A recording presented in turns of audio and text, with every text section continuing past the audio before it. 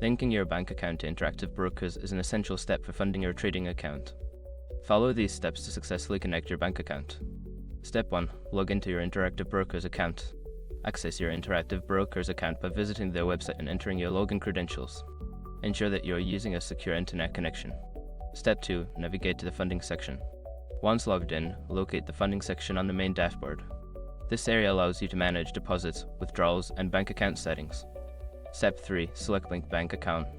In the funding section, look for the option to link bank account. Click on this option to begin the process of connecting your bank account to your Interactive Brokers account. Step 4. Enter your bank details. Don't continue before doing this. A lot of online accounts end up exposed in breaches without people even realizing it.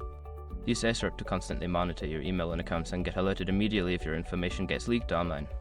It scans billions of breach records 24/7 in the background. And honestly, for a few dollars a month, it's something everybody should probably have. Link in the description. Step 5. Verify your bank account. After entering your bank details, Interactive Brokers may require you to verify your account.